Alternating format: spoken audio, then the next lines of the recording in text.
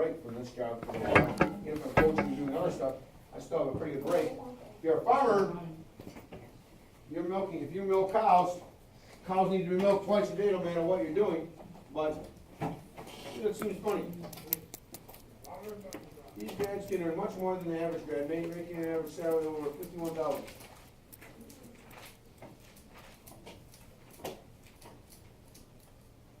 Don't see a major on the list, check out a few more popular college degrees that didn't make top 5.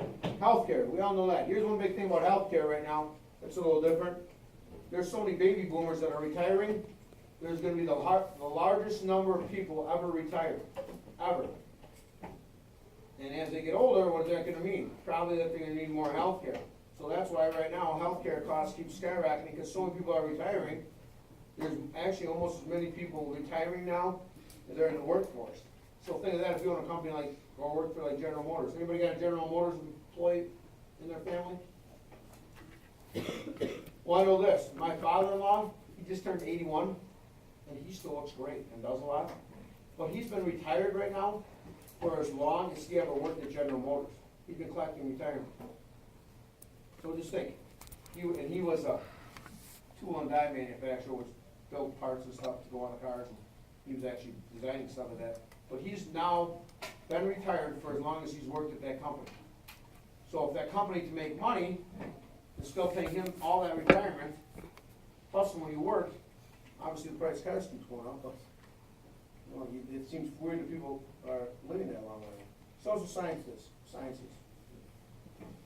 Here's the funny thing about humanities. That's such a general description of a college degree that it's pretty hard to say whether or not, I don't know, what all goes into it. But again, you're just looking at those are what they came up with the top highest thing one. So again, is it worth it? Probably, but here's the article we wanted to discuss.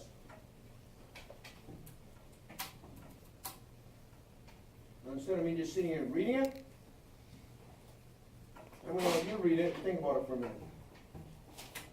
And I would think that you would all probably want to read it because I'll hit some points on it after you read over it, but if you think about this, you're not going to test, you're not getting tested on this. I'm not going to ask you how many percentage of people did this and this and this for a college degree thing, but if you think about this, read that first paragraph up there. I'm too far away. Can you zoom in? I don't know if I can. Okay, I'll read part of it so you can see it if you're back there. No secret that our great nation is home to many of the world's finest. I'll read my college way of reading. I'll hit the fine points. World's finest educational institutions. Students from across the globe enroll in our colleges with one goal in mind: to obtain a top quality education and degree which will open the doors to a successful and fulfilling professional career. In the time I've spent in higher education, I've noticed that educators generally encounter 3 categories of students. Here is one that I would like you to fall under, and this is mine. I'm talking about 3 different types of people that are usually in the college thing. I'll put this down so it's even a little darker. First one, 10%. So that's only 1 out of every 10 people that are in the college thing. Student population will always succeed because they have the attitude that failure is not an option. They know that they're gonna do it. Now I was talking to a girl the other day here. Her brother, she's a freshman actually. I don't want to tell you who she is, but her brother and sister both went here, and I know both those older ones. And the brother's just graduating from Duke University, and I might tell you who the person is, but, and the sister's going somewhere else, pretty elite college, whatever, and I said, are you as smart as your brother and sister? She kind of starts laughing, and she goes, well, I don't know, they're pretty darn smart. And I'm like, I know they were. That put a lot of pressure on you? She said, well, yes, failure's not an option.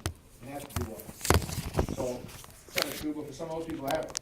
Now I said, you know what the difference of you and I was the first person in my family who went to college. I had no pressure to go there at all. If I didn't go to college right now and I was working at some factory, or just doing a new job, no one in my family would have said, no, she don't go to college. Nobody cared. So what I knew to myself and growing up where I was in the second group, about another 10% of the population will inevitably fail, lacking the personal motivation and drive necessary to reach educational goals. And when you go to college, you'll be shocked. You'll get to your dorm right away. Listen to this. You know, you'll get to your college dorm, and it'll be just like this class. this will be your first floor, whatever floor you're on. And you'll meet people from all over. Some people might be from Washington DC, some people might be from Milton, some people might be from Stone, some people might be from Minnesota, whatever. Texas. And after being there the first semester, they say 10 to 20% will drop out. Not because they're dumb, because they had to be smart to go to school probably, but this big part right here. They're either getting to partying a lot, and they'll be thinking, here, we keep tracking. College, I feel like getting up, I'm tired. I was out drinking last night till 3 in the morning. We got pizza, did all that stuff. I don't feel like going to physics this morning, that's gonna be so boring. I don't wanna go to psychology, that's gonna be boring. And I'm dropping them out. And then, here's where most of us will fall, a lot of people do. 80% of students make up category 3. A group full of bright minds that could lean toward either success or failure. The majority of our student population. This group will most significantly be impacted by changes and improvements in education. So the question comes, is investing in education really worth it? Probably. Some people are deterred from pursuing higher education because of the price tag. Now, you notice there's one guy who's running for president who tries to say that the college education is going to be free if he becomes president. Anybody know who that is? Trump. Yeah. How is that freaking possible? Then it'll be bad college. Right. When I heard him say that, that turned me right off. And I kind of like the guy. He's got some good ideas, but I'm just like, there's no way that college could ever be free. It'd be impossible. Because if it was, how would you fund that? Does that mean that I have to pay for all of you to go to school with my taxes too, when I've already paid for you to go off to high school? I don't think so. I don't think you want to do that either. And some people won't do it at home. Even though student loans are often available, the idea of repaying a student loan debt, it is a pain in the neck.